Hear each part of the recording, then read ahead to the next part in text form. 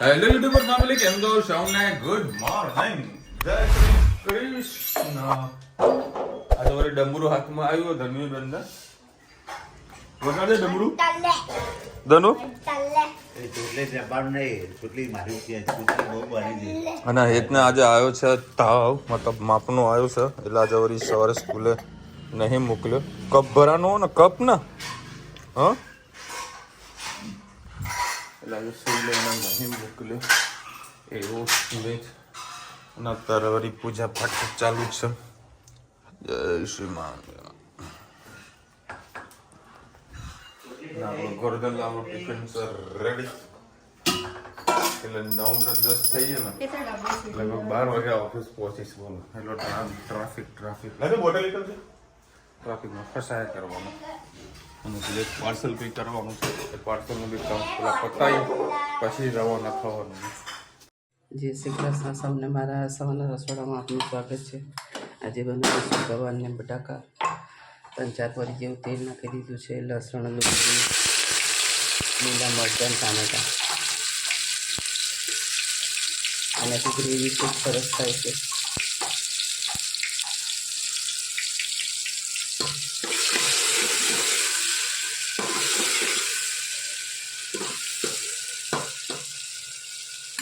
સાથે સાથે આપણે મસાલા પણ કરી દઈશું.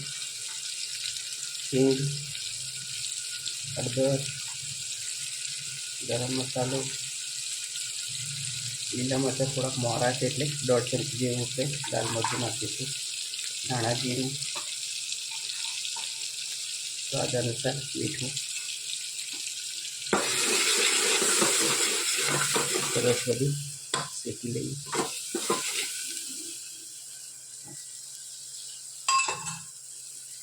મસાલો થઈ ગયો છે. ગવાર બટાકા નાખી દઈએ.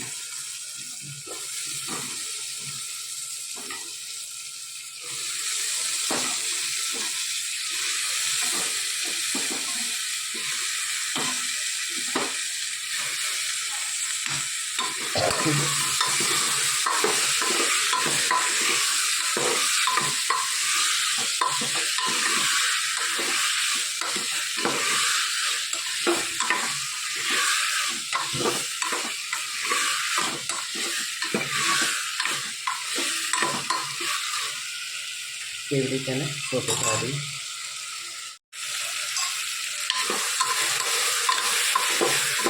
સરસ આપણે મસાલામાં સબ્જી શેકાઈ ગઈ છે.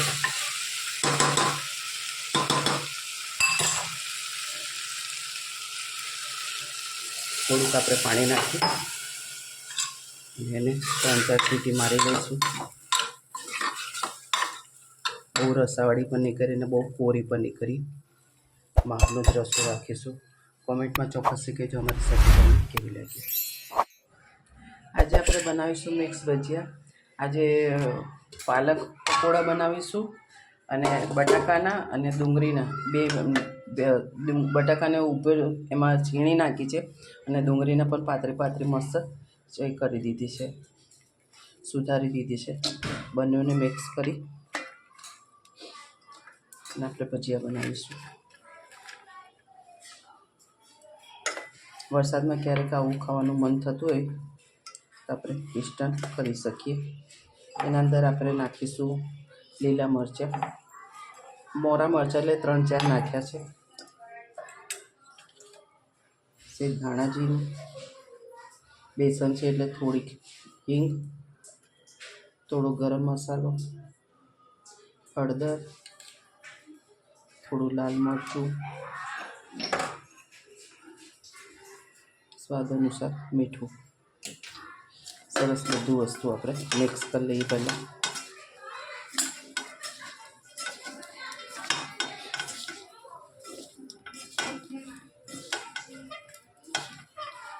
જેમાં આપણે ડુંગળીના પકોડા કરીએ એ રીતે જ આપણે આ બટાકાના ડુંગળીના ભજીયા બનાવીશું.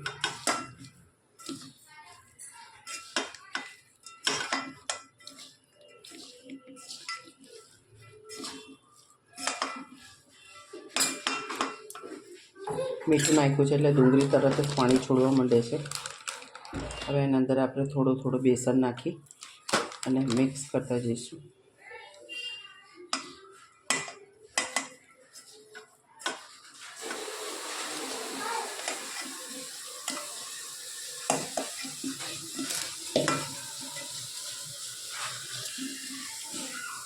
મૂકો.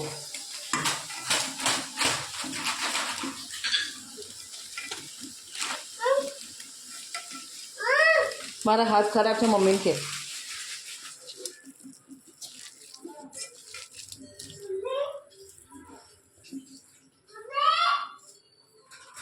એ થોડુંક બેસન નાખીશું.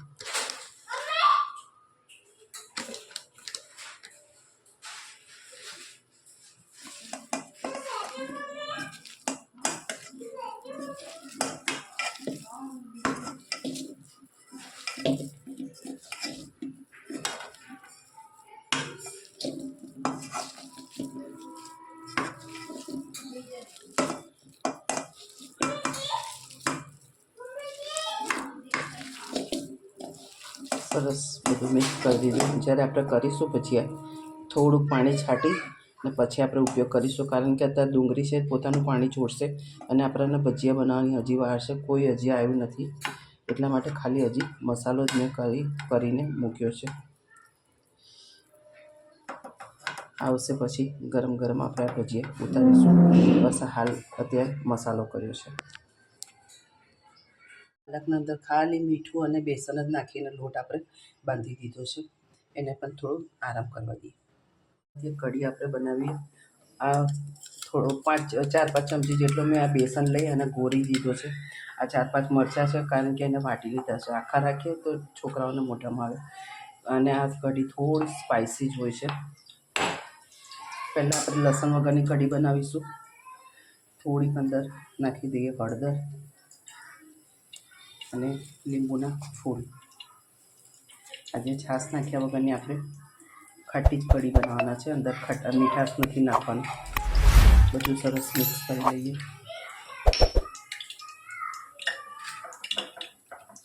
સ્વાદ અનુસાર મીઠું. 1-2 ચમચી જેટલું તેલ મૂકી તો રહી નાખીશું. રહી ફૂટી જવાય હિંગ નાખી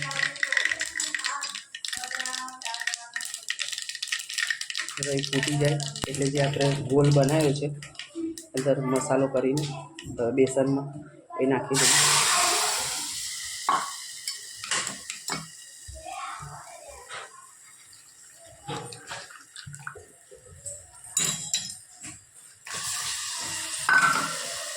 આપણે જેટલી પાતળી જોઈએ એ પ્રમાણે આપણે અંદર પહેલેથી જ વ્યવસ્થિત પાણી નાખી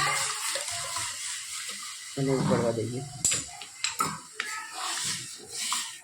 તમને લાગતું હશે ખૂબ પાતળી થઈ ગઈ છે, પણ બધું ઉકળશે એટલે હરકી એક રસ થશે. હજી અંદર પાણી નાખવાની જરૂર પડશે.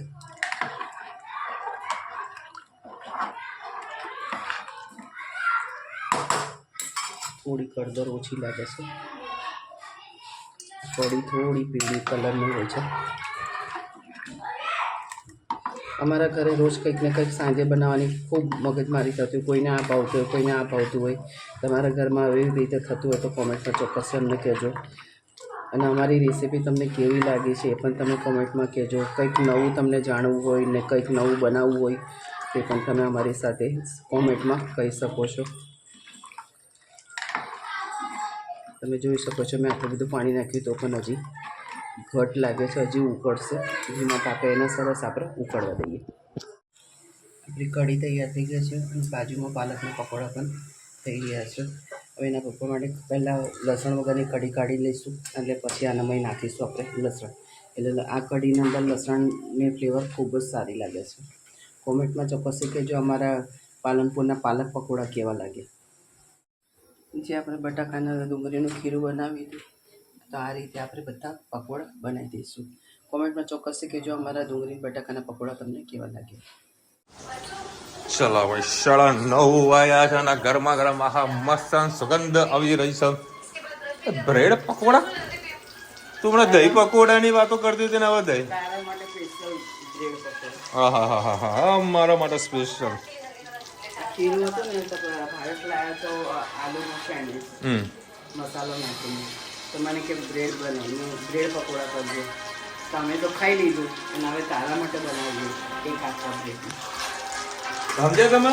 મારા માટે નહીં, બરાબર ભાવેશ માટે. ઓકે ખાઈ લીધું. હા એને ખાઈ લીધું હોય ને એટલે મારા માટે સ્પેશિયલ કેવું એ સ્પેશિયલ બનાવ્યું છે કશું મને ખાઈ લેવાનું નામ ભાઈ મોજે મોજ કરતું રહેવાનું. ચલો ભાઈ પાલનપુરના અને આબુરોના પાલક પકોડા ખરેખર એનો ટેસ્ટ આખો અલગ આવે છે. અને મારી પકોડી ચાલુ થઈ અને આ જોડા છે બ્રેડ પકોડા. બોલ મારી પકોડી બોલ. હા તું દોડ ભાઈ શું દોડ મને બોલવા દે પહેલા. એ બ્રેડ છે મારો હેતુળો છે ને મને ભૂલાવી દે. આજે પાલક પકોડા ખરા ને ભાઈ પાલનપુર પછી આબુ રોડ જાઉં ને તો ટ્રાય કરજો સાહેબ, બહુ મજા આવશે. એમાં ખાસ કરીને મારા ફેવરેટ કઢી સમોસા, મને એના જ કઢી સમોસા મને બીજા ક્યાંક ખાવા મળતા નથી એવો ટેસ્ટ મળે છે. એ ટેસ્ટ મને એકચ્યુઅલી ત્યાં જ મળે છે. ક્યાં જઈને આવી તું? મને મારા માટે લાવજે. એ આઈસ્ક્રીમ છે કે શું છે? લાવજે બેટા, બોક્સ લાવજે. પમ હોય લાવજે બેટા.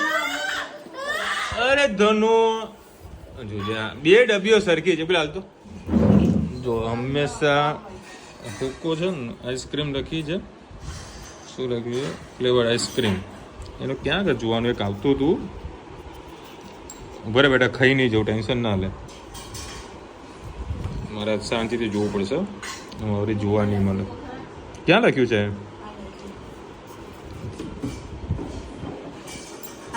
ingredients add water milk solid sugar તો આવવાનું મુક્ત. હું છે ને આ હેજના ધનવી માટે લેવાનું તો અમૂલ સિવાય લેતો જ નથી. અમૂલ અને એક હેવમોર બેસ્ટ.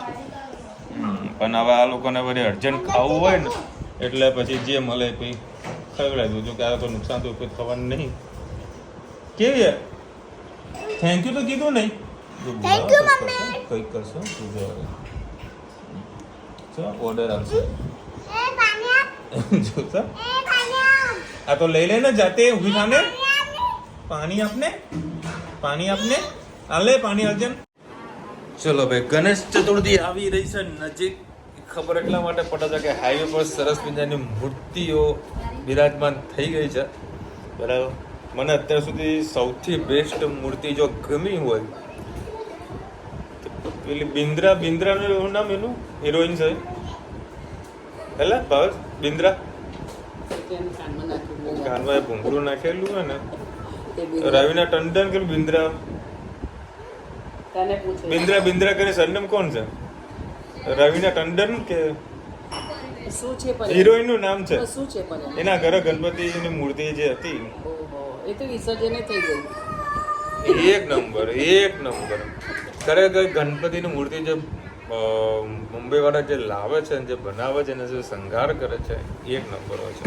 બોમ્બે વાળા બરોડા વાળા પણ સારી મૂર્તિ બનાવે છે પણ આપણને ત્યાંનો કોઈ અનુભવ નથી. બરાબર કે અમારે ત્યાં મહેસાણામાં મળે જ પણ એ માટીની આપણે માટીની જ લાવીએ છીએ દર વખતે. પણ એનું જે ડેકોરેશન આ બધું કરેલું હોય છે શું રવિના ટંડન એવું કંઈક નામ હશે યાર એનું. આપણે નામે હું ભૂલી ગયો કારણ કે આપણે હિરોઈનના ચપડામાં પડતા નહીં વધારે.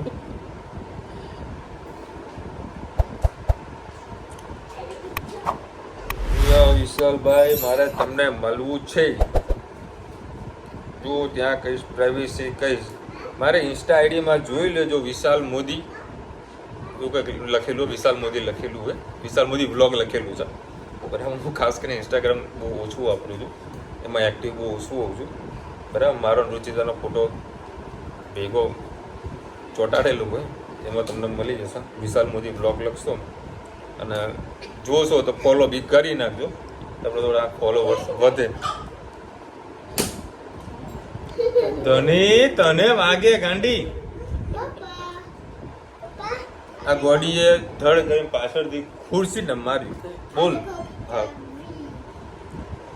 યાર are you shop address please and mobile number? વિશાલભાઈ મારું ઓફિસનું એડ્રેસ અમદાવાદ છે, Karnavati platinum. Only wholesale blog લખશો બરાબર તો મારી યુટ્યુબની એક બીજી ચેનલ છે એની અંદર તમને બધી ડિટેલ્સ મળી જશે. અને હું સિંગલ પીસ નથી આપતો, ઓનલી ફોર હોલસેલનું જ કામકાજ છે મારે.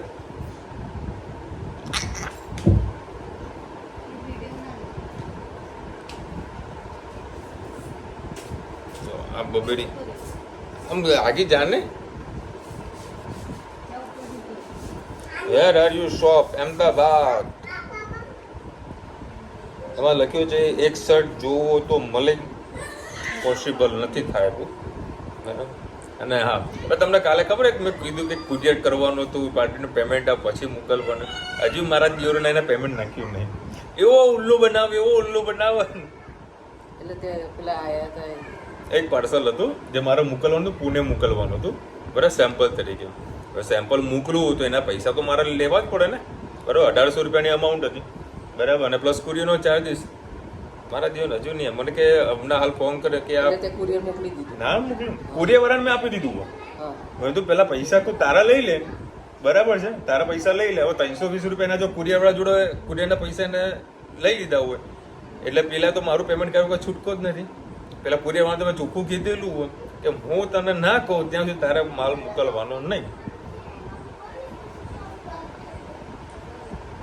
હવે નંગ આવે આ બધા નંગ છે ને જોવા માટે હું અમદાવાદ જઉં છું આટલો અનુભવ મળે ને અમદાવાદની અંદર દુનિયાભરના નંગ આવે દુનિયાભરના અને મારે ત્યાં આગળ અમદાવાદના બરોડાના બી ઘણા બધા વેપારીઓ આવે છે ફેબ્રિક માટે જે મને ઉધારીમાં માલ આપતા હોય છે ફેબ્રિક આપતા હોય અને ફેબ્રિક લઈને મારે માલ બનાવવાનો હોય છે શર્ટ બનાવવાનું હોય છે શર્ટ ને જીન્સ બનાવવાનું હોય છે બરાબર વધારે પડતો લોડ લેતો જ નથી દિવસના એક બે વેપારી આવે આપણે ત્યાં આગળ ઓફિસમાં સેમ્પલો બતાવે આપણે એ લોકોના સેમ્પલો જોવાના બરાબર ઈચ્છા હોય તો જ લખાવવાની બાકી જબરજસ્તીથી કોઈ વસ્તુ મતલબ એ લોકો કરે કે સેટ લખાવો એક આર્ટિકલ લખાવો બિલ નહીં બનાવવું એટલે નહીં જ બનાવવું કારણ કે એક બિલ બને ને સમજો લાખ 1.5 લાખમાં એમને બિલો બની જાય અને 3 મહિનાની ઉધારી મળતી 3 મહિના પછી સીધા એમને પૈસા તો મારે દેવાના માલ વેચાય કે ના આપણે માર્કેટમાં ટકવું હોય એટલે ગમે તે કરીને પૈસા મારે દેવા પડે એટલે હાલ હોલ્ડ કરીને રાખીએ જો કંઈક સારી આઈટમ હોય સારી પ્રોડક્ટ હોય સારું ફેબ્રિક હોય